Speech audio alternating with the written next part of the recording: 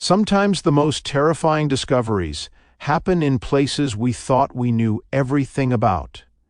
Places we've studied for decades. Places we've walked on, photographed, and analyzed until we believed there were no secrets left. And then something happens that shatters that illusion so completely, you wonder if we ever understood anything at all. What I'm about to share will fundamentally change how you see the night sky. October 9th, 2025. A routine maintenance check on the seismic sensors left behind by the Apollo missions. These instruments have been sitting on the lunar surface for over 50 years, faithfully recording moonquakes, meteorite impacts, the subtle tremors of our celestial companion. Standard data download, nothing unusual expected. Except this time, the data that came back made 3 separate research teams go completely silent, not confused, terrified, because buried in those seismic readings was a pattern, not random vibrations from impacts or thermal stress. A mathematical sequence repeating every 19.7 hours with precision that defies natural explanation. And here's what makes your blood run cold. This pattern started exactly 3 weeks ago, September 18th, the same day China's Chang'e 7 lander touched down on the far side of the moon in the von Karman crater. Michio Kaku was consulted immediately, and what he said in that emergency conference call, which was later leaked through encrypted channels, sent shockwaves through the scientific establishment. He didn't use words like anomaly or unexplained phenomenon. He used one word that no one expected: intentional. The moon, he said, is responding. Not reacting. Responding. As if something beneath the surface recognizes we're there and is communicating back. Let me take you back to what we thought we knew.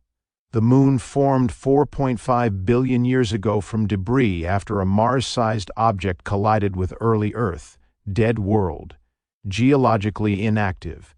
No atmosphere, no magnetic field, no surprises. We've sent 12 humans there. We've collected 842 pounds of rock samples. We've mapped every crater visible from orbit. The moon was solved, case closed, or so we believed. But there were always whispers. Apollo astronauts reporting strange lights inside craters, unexplained radio interference during missions, transient lunar phenomena captured by amateur astronomers, bright flashes, color changes, things that appeared and disappeared without explanation. The official response was always the same: meteorite impacts, outgassing, instrument errors, natural explanations, convenient explanations. Until now, the seismic pattern discovered in October isn't random noise that looks like a pattern if you squint hard enough. This is mathematical precision, prime number sequences, Fibonacci progressions, geometric ratios that appear in everything from quantum mechanics to galactic structures. And the source isn't on the surface. The triangulation data places it 40 kilometers beneath the lunar crust, in a region we've designated as a mass concentration anomaly. Mass concentrations, or Mascons, these are areas where the moon's gravitational field is inexplicably stronger. We've known about them since the 1960s, when orbital missions kept experiencing unexpected trajectory changes. The official explanation was ancient lava-filled impact basins creating density variations. Dense rock equals stronger gravity. Simple physics. Except these Mascons never made complete sense. Their gravitational signatures were too concentrated, too geometrically precise, and here's where it gets disturbing. When researchers cross-referenced the seismic signal location with historical Mascon data, they found something nobody had noticed before. 7 major Mascons form a geometric pattern across the lunar surface, not random distribution. Perfect heptagonal symmetry. 7 points arranged in a configuration that, when connected, creates angles matching mathematical constants we didn't discover until the 20th century. Dr. Sarah Whitmore, a geophysicist who worked on the analysis before being mysteriously reassigned, said in a deleted social media post that the pattern reminded her of antenna arrays, multiple receivers positioned for optimal signal detection from a specific direction. Except these antennas are buried under kilometers of rock and have been there for potentially billions of years. Who builds antenna arrays inside a moon? Michio Kaku addressed this in his consultation. He said if you wanted to monitor a developing civilization without being obvious, you wouldn't park a spaceship in visible orbit. You'd embed your observation equipment inside something natural, something they'd see every night but never question, something that's been there long before they evolved. The perfect hiding place isn't invisible. It's so familiar nobody thinks to look. Now let's talk about what triggered this response. China's Chang'e 7 mission wasn't just another lander. It carried ground-penetrating radar specifically designed to probe beneath the lunar surface, looking for water ice, mineral deposits, anything valuable for future colonization. And on September 18th, when that radar activated and sent its first pulses deep into the lunar regolith, something answered back. The Chinese Space Agency went dark immediately. Mission updates that were supposed to be daily stopped completely. Their state media, which had been celebrating the successful landing with extensive coverage, suddenly stopped mentioning it. Press conferences were canceled. And when asked directly about mission status, officials gave one-word responses. Operational, nothing more. That silence told everyone paying attention that something profound had been discovered. But here's what leaked through back channels. The ground-penetrating radar didn't just detect subsurface structures. It triggered. Within hours of the radar activation, the seismic sensors 2,000 kilometers away started recording those mathematical patterns. And the Chang'e 7 lander itself began experiencing power fluctuations. Its instruments detecting electromagnetic fields that shouldn't exist, radio frequencies on wavelengths nothing on board was transmitting. Multiple amateur radio operators on Earth picked up these transmissions. Before they could be suppressed, recordings circulated online. They've since been scrubbed from most platforms, labeled as hoaxes or interference. But I've heard them, and they don't sound like random static. They sound structured, modulated, like data packets being transmitted at incredibly high speed. Information moving from somewhere under the moon's surface toward somewhere else. Michio Kaku proposed something in his consultation that made even skeptical scientists pause. He said advanced civilizations wouldn't build obvious monuments. They'd build infrastructure that serves a purpose across deep time. And if you wanted to monitor a planet's technological development, you'd place your equipment in a stable, unchanging environment close enough to observe but protected from detection. The moon's interior is geologically dead, radiation shielded, and has been unchanged for billions of years. Perfect archive, perfect observation post. Let's examine what else we've discovered that suddenly makes terrifying sense.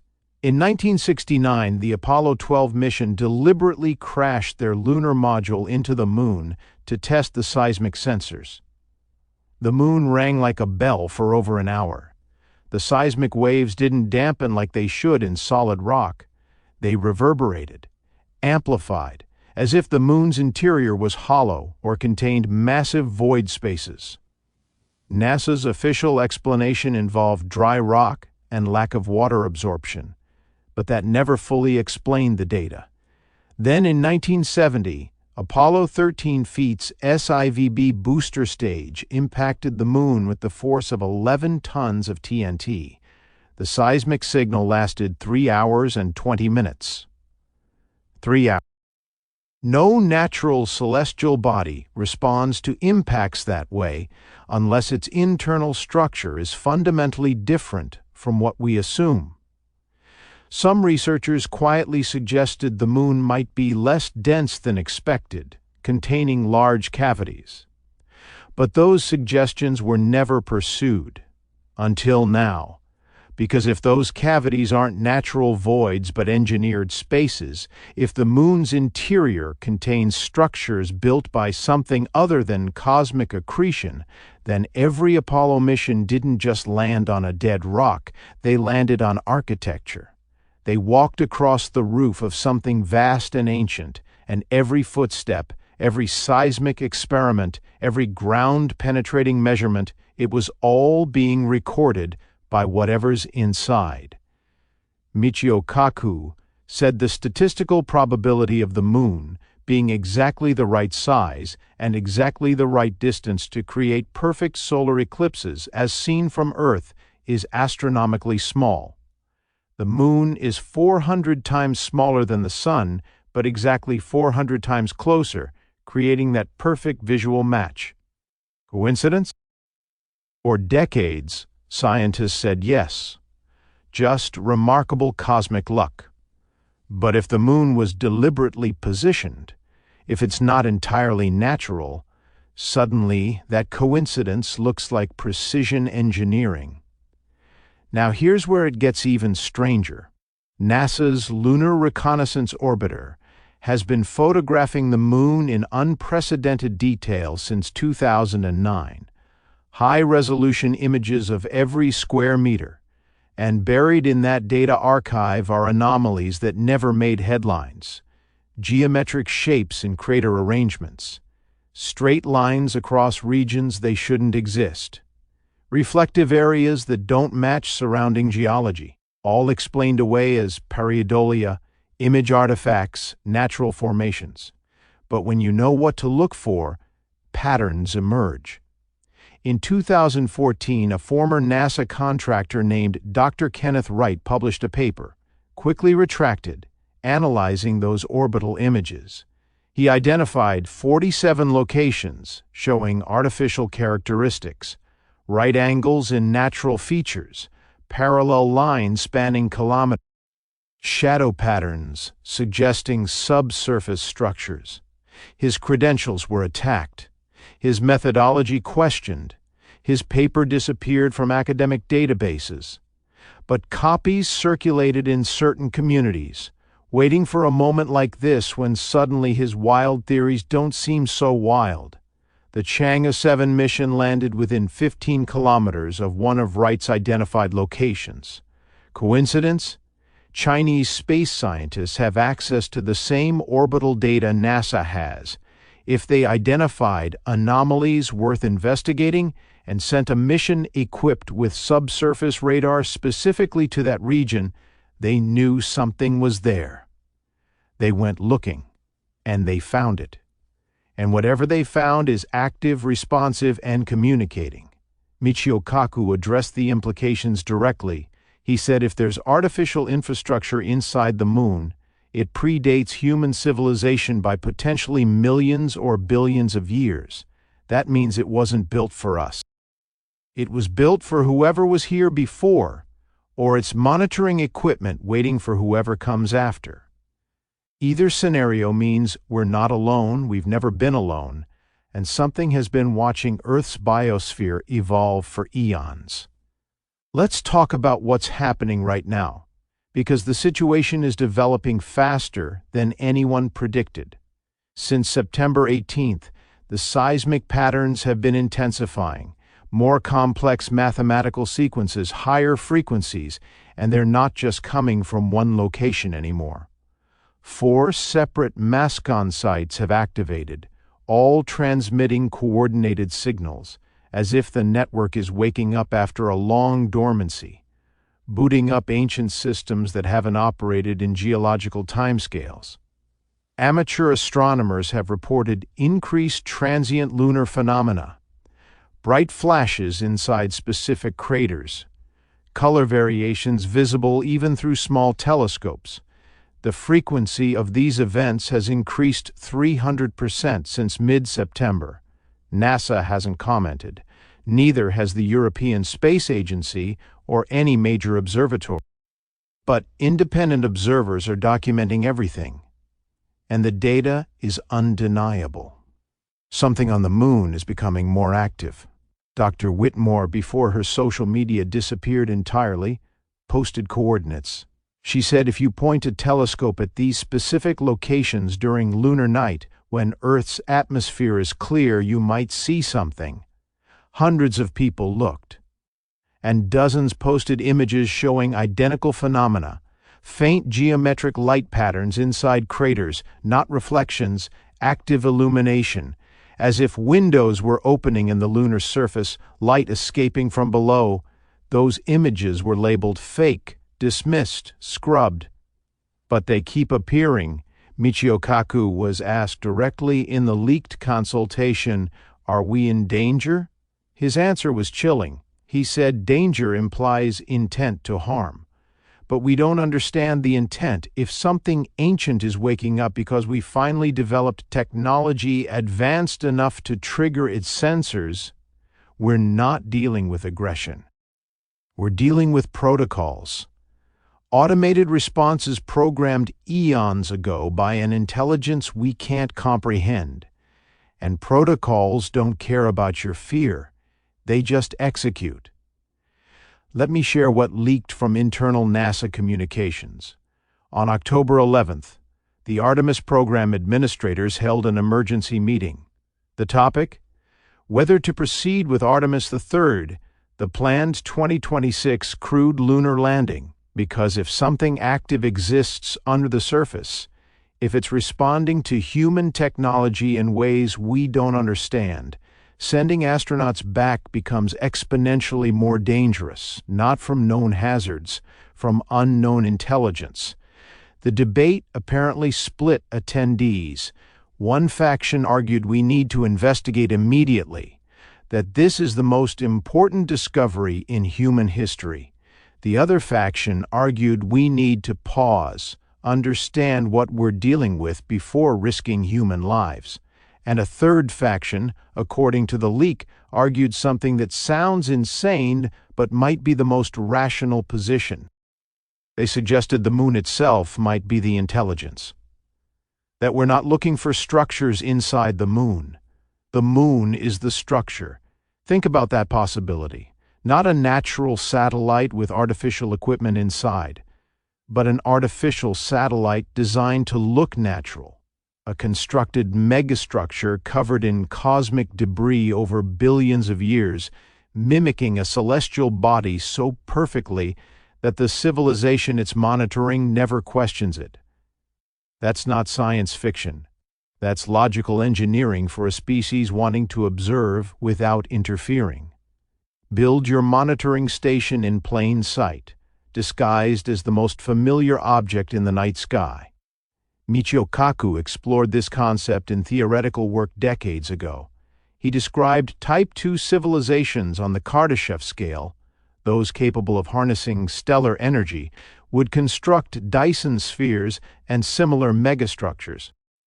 But monitoring equipment for Type III civilizations, those operating at galactic scales, wouldn't be obvious. It would be camouflaged.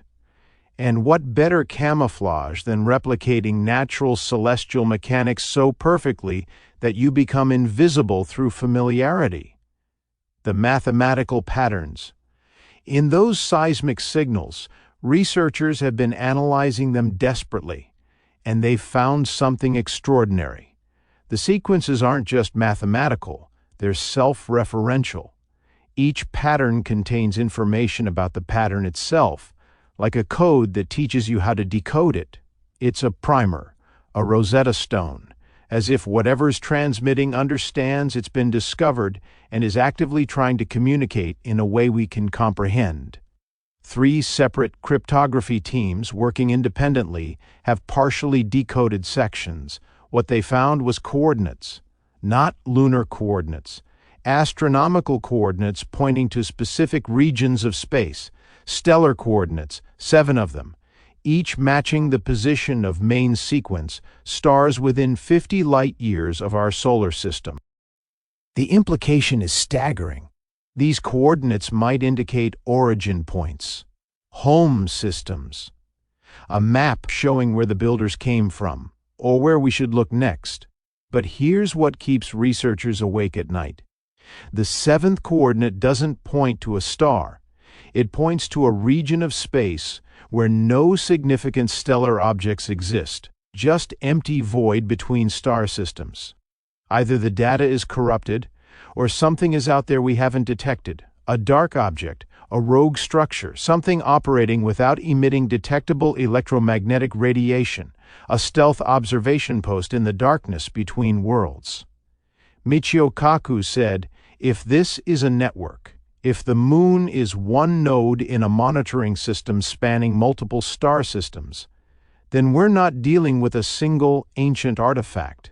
We're dealing with an active operational infrastructure, a galactic surveillance system, and Earth's moon is just one antenna in an array that might span the entire local galactic neighborhood. Everything humanity has done, every war, every discovery, every transmission into space, it's all been recorded and sent somewhere." Let's talk about what comes next, because the trajectory of events is accelerating. China announced yesterday, through a brief official statement, that Chang'e 7 will be conducting extended mission operations. No details, no explanation. Reading between the lines, they're not leaving. They're staying to investigate. And if China is committing to an extended surface mission, they've found something worth risking international exposure to keep studying. The United States responded by suddenly accelerating Artemis timelines. Missions planned for 2027 and 2028 are being moved forward. Budgets increased. Personnel mobilized. This isn't normal mission evolution. This is a space race. The first space race was about prestige and demonstrating technological superiority. This space race is about discovering and possibly controlling whatever's inside the moon before rival nations claim it. Because whoever understands this technology first gains an advantage that might be insurmountable. And it's not just governments. Private space companies have noticed. SpaceX filed 3 different lunar mission proposals in the past 2 weeks. Blue Origin announced an accelerated lunar exploration initiative. Multiple smaller aerospace firms are suddenly pitching moon-focused projects. The official explanation is renewed commercial interest. But the timing is too perfect. These companies have intelligence sources. They know something profound is happening, and they want a piece of whatever's discovered. Michio Kaku warned about this exact scenario years ago.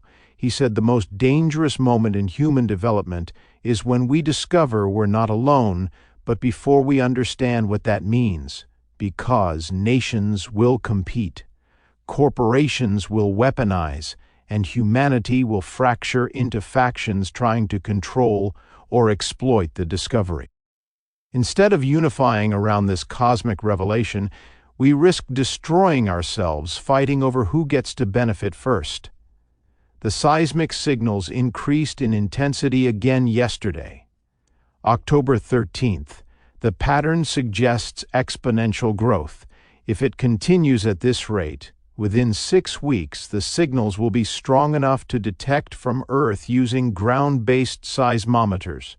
The moon will be broadcasting so powerfully that hiding the phenomenon becomes impossible. Maybe that's the point.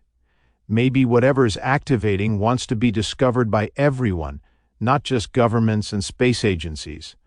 A forced revelation that can't be suppressed. Amateur radio enthusiasts are organizing. They're calling it the Lunar Listening Network.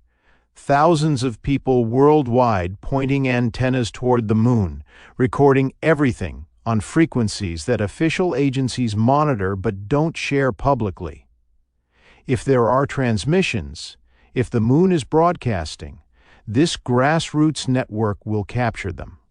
And unlike government data, amateur recordings get shared, disseminated, made public before anyone can classify them.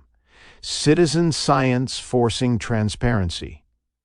Now, let me address what this means for you personally, because this isn't abstract physics happening in laboratories far away. If the moon contains ancient alien technology, if it's been monitoring Earth for millions of years, then every person who's ever lived has existed under surveillance. Your ancestors, your parents, you. Every human achievement, every moment of history recorded by something non-human. That's either the most profound connection to a larger cosmic community or the most unsettling violation of privacy imaginable. Michio Kaku said in his consultation that humans will react to this revelation in predictable ways. Some will embrace it, seeing it as proof we're part of something greater. Others will reject it, psychological defense mechanisms creating conspiracy theories to avoid accepting reality. And some will weaponize it, using the discovery to justify agendas that have nothing to do with the actual discovery. Managing humanity's response might be harder than understanding the technology itself. Religious implications are staggering. Every faith tradition will need to reconcile ancient texts and beliefs with evidence of non-human intelligence older than human civilization. Some theological frameworks accommodate this easily. Others face potential crisis. And that's before considering what these hypothetical builders might reveal about human origins, if the data they've collected includes Earth's biological history. What if we discover we're not naturally evolved either? What if Earth itself is an experiment they've been monitoring? The James Webb Space Telescope has been quietly redirected. Usually focused on distant galaxies, it's now spending significant observation time studying our own moon. The official explanation is calibration testing, but Webb doesn't need calibration after years of successful operation. They're looking at the Mascon site, using infrared sensors to detect thermal signatures, using spectroscopy to analyze composition, looking for evidence of artificial materials buried under regolith, and whatever they're finding, it's not being released. Multiple defense contractors received classified briefings last week, companies specializing in encryption, artificial intelligence, materials science. The topic, according to sources who attended, was alien technology, reverse engineering feasibility, not hypothetical alien technology, not preparing for potential future discoveries. Present tense, technology that exists now. That means someone, somewhere, has enough data about what's inside the moon to start planning how to understand and replicate it. Michio Kaku's final statement in the leaked consultation is something everyone needs to hear. He said, "The moon is no longer just the moon. It's a Pandora's box we've accidentally opened. What comes out might be knowledge that elevates humanity to the stars. Or it might be something we're not ready to handle. But one thing is certain, we can't close the box now. Whatever's waking up inside that ancient structure will continue waking, and we'll discover what it's been waiting for all these eons." Social media is starting to notice. Hashtags are trending. Hashtag Moon Anomaly, hashtag Lunar Secrets, hashtag What is NASA Hiding? Millions of people worldwide are looking up at the moon differently now, not as a familiar satellite, but as something mysterious, something potentially artificial, and that collective attention might be important, because if this is a form of first contact, humanity's response should be collective, not controlled by a handful of government agencies. There's a theory circulating in scientific communities, unproven but compelling, that the activation isn't random, that it's happening now because humanity reached a specific technological threshold. We've landed multiple probes on the moon, we've mapped its surface, we've sent subsurface radar. We've demonstrated capability to return and potentially colonize. Maybe that's the trigger. Maybe whatever's inside has been programmed to activate when the monitored civilization develops sufficiently to discover it. A test, an initiation. First contact with a timer. The next 2 months are critical. By mid-December, if the signal intensity continues increasing at current rates, we'll have undeniable proof detectable by anyone with modest equipment. No government secrecy will be possible. No controlling the narrative. The moon will announce itself, and humanity will face a unified moment of realization that we're not alone and never were. How we handle that moment might determine whether we're invited into whatever galactic community exists out there or remain quarantined as too dangerous to contact. China will likely make some form of announcement soon. They can't keep silence forever if their lander is experiencing ongoing anomalies. The question is what they'll reveal versus what they'll withhold. Do they admit they've discovered artificial structures? Do they share the data openly? Or do they claim it for national security and strategic advantage? That decision will shape international relations for decades, because in the new reality we're entering, lunar archaeology becomes the most valuable science on Earth. Michio Kaku has been remarkably quiet publicly since that consultation. No interviews, no lectures, no social media posts. For someone who's usually highly visible in public science communication, that silence speaks volumes. Either he's been asked to remain quiet, or he's processing implications so profound that he's not ready to discuss them publicly. When someone who spent their career thinking about alien civilizations goes silent after an alien discovery, that tells you how serious this is. The moon rises tonight like it has for billions of years. Familiar, constant, beautiful.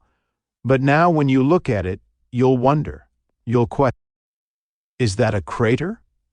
Or is that a structure? Is that a shadow or is that an opening? Is the moon just a moon or is it the greatest deception in human history? A monitoring station built by an intelligence so advanced they made surveillance look like nature itself. And if the moon is artificial, what else in our solar system might be? Because once you accept one impossible thing, others become possible too. Saturn's perfectly hexagonal storm. Mars's geometric formations, the mathematical precision of orbital resonances. Patterns we've attributed to natural chaos might actually be signatures of engineering, and if this solar system contains multiple ancient structures, then Earth isn't just monitored. We're living in a zoo, a preserve, a laboratory that's been running experiments for millions of years. October 2025. The month humanity stopped being alone. Not because of radio signals from distant stars, not because of alien spacecraft arrival, but because we finally looked closely at the familiar object that's been hanging in our sky since before our species existed, and we realized it was looking back, recording, waiting, and now, finally, responding. The age of assuming we understand our cosmic neighborhood ends tonight. What comes after depends on choices being made right now in classified rooms, in space agencies across multiple nations, by people deciding how much truth humanity can handle.